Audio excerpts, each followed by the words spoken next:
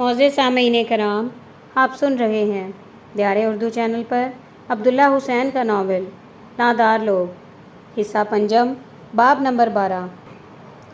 جھوٹا آدمی ہے جی، سردار نے کہا۔ دکانداری سے اٹھا ہے، ایسا آدمی اور کیا کرے گا؟ ملک مختار کی تو جدی پشتی آڑت ہے، سب عزت کرتے ہیں۔ یہ تو ٹھیک بات نہیں، اعجاز نے تشویش سے کہا۔ ایسے آدمی کی تو رپورٹ ہونی چاہیے۔ جب اتحاد ہی نہ رہا تو پارٹی کہاں کی اور سیاست کہاں کی؟ بالکل، مختار ڈوگر بولا، یہی تو میں بھی کہتا ہوں۔ خیر، مجھے آج خبر ہو گئی ہے، ہم بھی اپنی طرف سے پتہ نکالیں گے۔ تم میرے ساتھ مستقل رابطہ رکھو ڈوگر صاحب۔ اگر بات یہی نکلی کہ باقر شاہ ٹھیک آدمی نہیں ہے تو پھر یہ مزید ضروری ہو جاتا ہے کہ ہمارا آپس میں اتحاد رہے، اسی میں کامیابی ہے۔ گندے انڈوں کو نکال کر باہر پھینکا جا سکتا ہے، جلسہ آنے دو۔ اگر باقر شاہ کے یہی چال چلن رہے تو ہم اپنا جلوس لے کر جائیں گے اور اس کے آگے مختار ڈوگر کھڑا ہوگا، دیکھ لیں گے باقر شاہ کتنے بندے لے کر جاتا ہے۔ واہ جی واہ، سبحان اللہ، بات ہوئی نا، سردارے نے کہا۔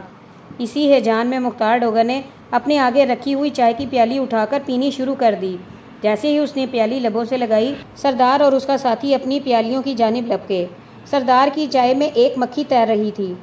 اس نے چھوٹی انگلی سے مکھی نکال کر باہر پھینکی اور 2 گھونٹ میں پیالی خالی کر دی۔ یہ تو ملک اعجاز کی مہربانی ہے، مختار ڈوگر پیالی میز پر رکھ کر بولا۔ وقت پر معاملہ پکڑ لیا، ورنہ باقر شاہ نے تو رکھنا ڈال دیا تھا۔ اسی کا نام سیاست ہے ڈوگر، آگے آگے دیکھو ہوتا ہے کیا، بس حوصلہ نہ ہارو، آنکھیں اور کان کھلے رکھو۔ سب سے بڑی بات یہ ہے۔ کچھ دیر کے بعد مختار ڈوگر خوشی خوشی اعجاز سے ہاتھ ملا کر رخصت ہوا۔ اس رات کو اعجاز گھر لوٹا تو اپنی دوہری تحری کامیابی پر پھولا ہوا تھا، یہ سوچ کر کہ اس نے مختار ڈوگر کو باقر شاہ کے چکر میں ایسے ڈالا تھا کہ وہ چیمے کی بات کو بھول ہی گیا تھا۔ اعجاز کے لبوں پر بار بار مسکراہٹ اٹھ رہی تھی۔ جب وہ سونے کے لیے بستر پر لیٹا تو اس کا بدن پھیل کر تنا ہوا تھا۔ ادھر آ، اس نے سکینہ سے کہا۔ سکینہ اس کا مقصد جان کر پیچھے ہٹ گئی۔ اس نے سر ہلا کر کہا۔ کیوں، تجھے پھر کپڑے آ گئے ہیں؟ پھر کیا بات ہے جو گونگوں کی طرح سر ہلاتی جا رہی ہے؟ میرا دل نہیں کرتا، سکینہ بولی۔ دل نہیں کرتا؟ اعجاز نے حیرت سے پوچھا۔ تیرا دماغ خراب ہو گیا ہے؟ ہاں، 4 پہر جاگ جا کر دماغ نہیں تو اور کیا خراب ہوگا؟ زمین کو کون دیکھتا ہے؟ شکر کر پکی پکائی مل جاتی ہے۔ میری ہڈیاں تھکاوٹ سے ٹوٹ رہی ہیں، تمہارے اوپر شیطان سوار ہے۔ یہ پہلی بار تھی کہ سکینہ نے صاف انکار کر دیا تھا۔ اس نے کوئی بہانہ لگانے کی ضرورت بھی محسوس نہ کی تھی، مگر اس کا لہجہ ایسا تھا کہ اعجاز کا غصہ ایک لہجے کو بھڑک کر دب گیا۔ پھر اس نے بات کو مذاق میں ٹالنے کی کوشش کی۔ کفر کا کلمہ نہ بول، میاں بیوی کے تعلق پر شیطان کا نام رکھنے والا گنہگار ہوتا ہے۔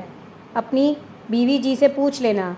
تم جو مہینے مہینے کے تھکے ہوئے آتے ہو اور بے ہوش ہو کر سو جاتے ہو، کبھی میرا حال بھی پوچھا ہے؟ بیوی کے بھی حقوق ہوتے ہیں۔ چل چپ کر، تو سارا مزہ ہی کرکرا کر دیتی ہے۔ مزہ تو اللہ جانے تم شہر میں کہاں کہاں لیتے پھرتے ہو، پھر کوئی مسلن مل گئی ہوگی۔ تیری آنکھیں اور کان میرے اوپر تہمتیں لگانے کے لیے ہیں۔ ایک جھوٹ کو چھپانے کے لیے 100 جھوٹ نہ بول۔ تیرے کرتوت میں جانتی ہوں، ساری دنیا جانتی ہے، جنگیر کے منشی سے لے کر گل افروز تک سب جانتے ہیں۔ سکینہ تم سے تو پر یا پیار میں آتی تھی یا سخت غصے میں؟ اعجاز نے اس کے تیور پہچان لیے تھے۔ وہ دوبارہ لیٹ گیا۔ تیرے کان کچے ہیں، دشمنوں کی باتیں سن کر مچلی جاتی ہے، تجھے کان بند رکھنے کی ضرورت ہے۔ مجھے کوئی ضرورت نہیں، میرے لال جیتے رہیں۔ ایک لمحے کو اعجاز کے دل میں خیال آیا کہ اس نے سکینہ کو گھر سے نکلنے کی اجازت دے کر غلطی کی تھی، مگر اب وقت گزر چکا تھا۔ گھر اور باہر کا سارا کاروبار سکینہ کے ہاتھ میں تھا اور خود اعجاز کو اپنے کاموں سے فرصت نہ تھی۔ گھر اور باہر کا سارا کاروبار سکینہ کے ہاتھ میں تھا اور خود اعجاز کو اپنے کاموں سے فرصت نہ تھی۔ اس نے خاموشی میں خیریت جانی اور ناگواری سے منہ موڑ کر آنکھیں بند کر لیں۔ بند آنکھوں کے پیچھے اس نے اپنی دن بھر کی فتح و نصرت پہ خیال جمایا اور ایک خوشگوار نیند کا انتظار کرنے لگا۔ رت بدلی تو منظر ہی بدل گیا۔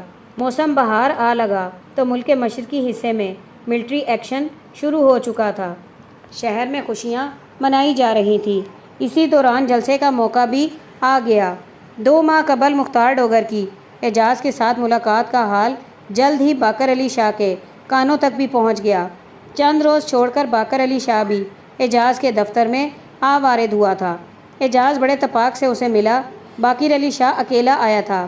منظور، اعجاز نے آواز دی، جا شاہ صاحب کے لیے نمبر 1 چائے بنوا کے لا۔ باقر علی شاہ نے ہاتھ اٹھا کر منظور کو روک دیا۔ سارا دن چائے پیتے پیتے گزر جاتا ہے، میری تو انتڑیاں خراب ہو گئی ہیں، جا پھر بوتل لے آ۔ تکلیف کی کوئی ضرورت نہیں ملک صاحب، باقر علی شاہ مخاطب ہوا۔ اس کی اعجاز سے ایسی بے تکلفی نہ تھی جیسی مختار ڈوگر کی تھی، جس کے اعجاز کے ساتھ آڑت کے سلسلے میں پرانے تعلقات تھے۔ ٹھنڈے پانی کا گلاس دے دو۔ او نہیں، جا جا تو بوتل لے کر آ، کھڑا منہ کیا دیکھ رہا ہے؟ ملک صاحب، باقر علی شاہ بولا، یہ میں کیا سن رہا ہوں؟ کیا سن رہے ہیں شاہ صاحب؟ ہمیں بھی کچھ بتائیں۔ اعجاز نے کہا، یہی کہ مختار ڈوگر میرے خلاف باتیں کرتا پھر رہا ہے، سنا ہے یہاں بھی آیا تھا۔ چودھری مختار 2-4 دن پہلے آیا تو تھا، ایک اسکول ماسٹر کا معاملہ تھا، مجھے یاد نہیں پڑتا کہ کوئی آپ کا ذکر آیا ہو سکتا ہے میری اطلاع غلط ہو۔ بہرحال قصہ یہ ہے ملک صاحب کہ مختار ڈوگر میرا جونیئر ساتھی ہے کہ نہیں؟ بالکل ہے، آپ قومی حلقے کے نمائندے ہیں، آپ کے 2 MPA ہیں، ڈوگر اور رفاقت شاہ، تو کیا ڈوگر پر واجب نہیں آتا کہ مجھے مناسب عزت دے؟ کیوں نہیں، بالکل آتا ہے۔ رفاقت شاہ کو دیکھیں، ہر ایک معاملہ میرے ساتھ ڈسکس کرتا ہے، میرے مشورے کے بغیر قدم نہیں اٹھاتا۔ اس کے برعکس ڈوگر نے آج تک کسی بات میں میری رضامندی طلب نہیں کی، شروع دن سے اپنا گروپ بنا کر بیٹھا ہوا ہے اور اسی کوشش میں رہتا ہے کہ میرے بندے کھینچ کر اپنے گروپ میں شامل کر لے۔ کئی مرتبہ اس نے میرے بارے میں غلط سلط خبریں پھیلائی ہیں، یہ حلقے کے لیے کوئی اچھی بات ہے؟ یہ تو بہت بری خبر سنائی ہے آپ نے شاہ صاحب، حلقے کے لیے بلکہ پارٹی کے لیے اس سے بری خبر اور کوئی نہیں ہو سکتی۔ آپس کی بات ہے، ڈوگر کی تو تعلیم وغیرہ بھی ہلکی ہی ہے، آپ تو ماشاءاللہ پڑھے لکھے آدمی ہیں، آپ کو علم ہوگا کہ دنیا کی بڑی بڑی تحریکیں صرف نا اتفاقی کی وجہ سے فیل ہو گئیں۔ باقر علی شاہ کرسی پر پھیل کر بیٹھ گیا اور سامنے رکھی ہوئی کوکا کولا کی بوتل اٹھا کر پینے لگا۔ آپ نے بالکل درست فرمایا، نا اتفاقی بری بلا ہے۔ میں یہ نہیں کہتا کہ وہ مجھ سے حکم لے، آخر وہ بھی عوام کا نمائندہ ہے، لیکن کم از کم رتبے کے لحاظ سے مجھے مناسب عزت و احترام تو دے۔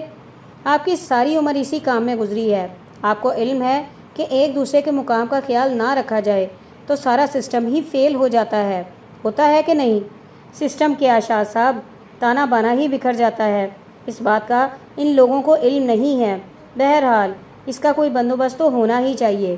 میرے خیال میں تو آپ کو ان باتوں سے بالا تر رہنا چاہیے، آپ کی پوزیشن ایسی نہیں کہ ان قضیوں میں پڑیں۔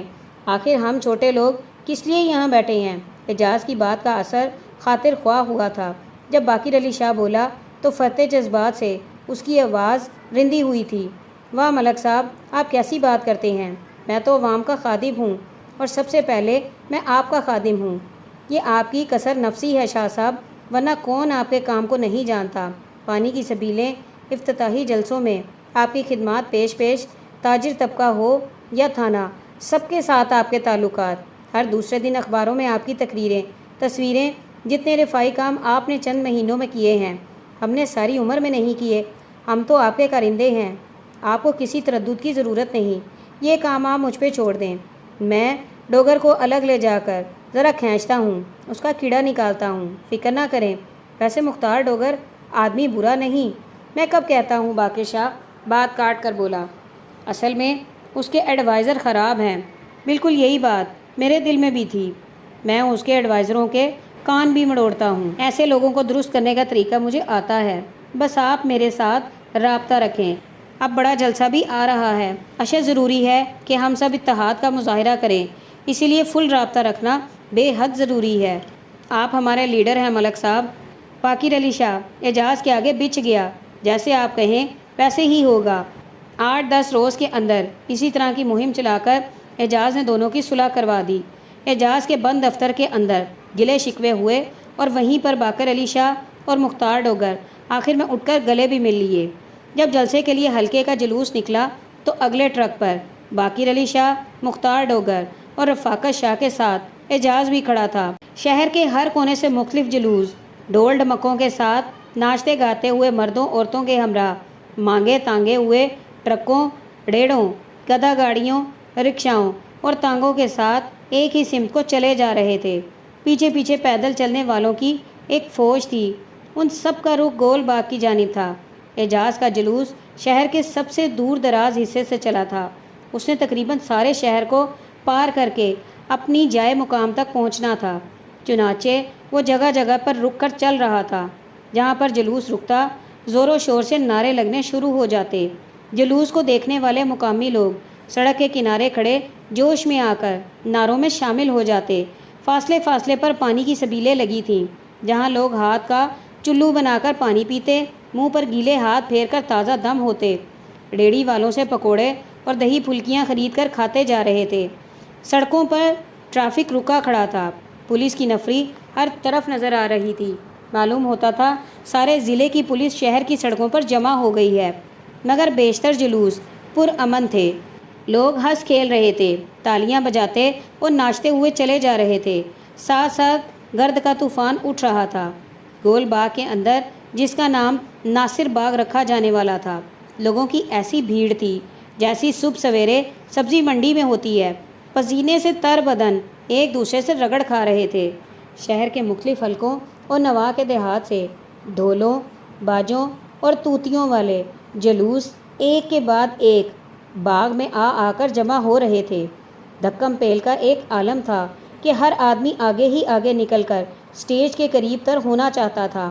ہر طرف ایک بھگدڑ مچی تھی، مگر ایسی بھگدڑ کہ جس کے اندر لوگ بھاگنے دوڑنے کی بجائے اپنی جگہ پر ہراساں کھڑے ہل جل کر رہے تھے۔ اعجاز کا جلوس وسط تک پہنچ کر رک گیا۔ آگے کندھے سے کندھا اور پیٹھ سے پیٹھ جوڑے آدمیوں کے پوچھتے لگے تھے جیسے پکی دیواریں ہوں۔ سٹیج پر ایک داڑھی مچھ منڈا آدمی مائکرو فون پہ کھڑا ہاتھ ہلا ہلا کر تقریر کر رہا تھا، جس کا ایک لفظ مجمع کے شور کی وجہ سے سمجھ نہ آ رہا تھا۔ وہ سر سے مکمل گنجا تھا، جس کی وجہ سے اس کا ٹنڈ منڈ چہرہ معمول سے زیادہ واضح طور پر دکھائی دے رہا تھا۔ ہجوم کی گرمی لوگوں کے سروں کو چڑھ رہی تھی۔ شاہ جی، اعجاز اپنے ساتھ کھڑے باقر علی شاہ سے مخاطب ہو کر بولا، یہ کام خراب ہے، آگے نکلنے کا کوئی رستہ ملنا چاہیے۔ ضرور ملنا چاہیے ملک صاحب، میں قومی اسمبلی کا منتخب نمائندہ ہوں، منتظمین کو مجھے مناسب عزت دینی چاہیے۔ اعجاز نے ایڑیاں اٹھا کر چاروں طرف نظر دوڑائی۔ منتظمین بھی دراصل آپ ہی کی طرح اسمبلیوں کے ممبر ہیں، کوئی آسمان سے نہیں اترے، لیکن سب اندرون شہر کے ماجے گامے ہیں جو معتبر بنے ہوئے ہیں۔ اپنے اپنے حواریوں کو سٹیج کے آگے کھڑا کر رکھا ہے۔ دیکھیں میں کچھ کرتا ہوں، آپ اور ڈوگر صاحب اور رفاقت شاہ یہیں پر جم کر کھڑے رہیے، اپنی جگہ نہ گنوائیے۔ اعجاز کو ایک طرف چند پست قد لوگ کھڑے ہوئے نظر آ گئے، جہاں سے اس نے اندازہ کیا کہ پچھلی جانب سے شاید سٹیج پر پہنچا جا سکتا تھا۔ اس مہم میں اسے آدھا گھنٹہ لگ گیا، مگر وہ آخر اپنی مطلوبہ جگہ پر پہنچنے میں کامیاب ہو گیا۔ وہاں سے اس نے ایک چھوٹی موٹی سیاہ مونچھوں والے نوجوان کو جا پکڑا جو منتظمین میں سے دکھائی دیتا تھا۔ جناب علی، اعجاز نے اسے ایک ماہر یونین لیڈر کے لہجے میں مخاطب کیا، ہمارے حلقہ نمبر 88 کے ممبر قومی اسمبلی اور 2 ممبران صوبائی اسمبلی پیچھے ہجوم کے اندر پھنسے کھڑے ہیں۔ ان کا مطالبہ ہے کہ انہیں سٹیج پر لایا جائے، ورنہ وہ اپنا 2000 کا جلوس لے کر واپس جا رہے ہیں۔ نوجوان نے آنکھیں پھیلا کر اسے دیکھا۔ اندر ہی اندر وہ اعجاز کی بات کے وزن کا تعین کر رہا تھا۔ جب اعجاز نے اس کی نظر کے سامنے آنکھ نہ جھپکی تو نوجوان بولا، MNA اور MPA صاحبان کے نام کیا ہیں؟ اعجاز نے نام بتائے۔ نوجوان نے جھک کر زمین سے ایک اشتہار اٹھایا، اسے جھٹک کر مٹی صاف کی اور اس کی پشت پر پینسل سے نام لکھے۔ او غیاسے، اس نے ایک دوسرے نوجوان کو آواز دی، کوئی بلے ہیں؟ ہاں میاں صاحب، لے لیتا ہوں، 3-4 بلے لے جاؤ۔ ان صاحبان سے کہو لگا لیں اور انہیں آگے لے آؤ۔ اعجاز اس نوجوان کے ساتھ واپس گیا اور تھوڑی ہی دیر میں وہ تینوں ممبران اور حلقے کے 2-3 مزید معززین کے ہمراہ سٹیج کے سامنے کھڑا تھا۔ بڑا کام دکھایا ملک صاحب، مختار ڈوگر نے تعریفاً کہا۔ کیا عمل پڑا تھا؟ کچھ بھی نہیں اعجاز ہنس کر بولا، میں نے سیدھا جا کر کہا کہ میرے ممبران اسمبلی کو سٹیج پر بٹھاؤ ورنہ ہم واپس جا رہے ہیں۔ سٹیج کے اوپر؟ ہاں، قائد کے ساتھ۔ واہ، یہ تو بڑی بات مانگ لی۔ آپ کو ان باتوں کا پتہ نہیں شاہ صاحب، یہ رمزیں ہم یونین والے ہی جانتے ہیں۔ توپ مانگو تو تلوار ملتی ہے۔ اسٹیج کے پیچھے ہلچل مچی، نعرے بلند ہوئے اور اچانک ڈائس پر ان کا لیڈر نمودار ہوا۔ وہی عام سا شلوار قمیض کا لباس، پاؤں میں چپلی، قمیض کے کف کھلے۔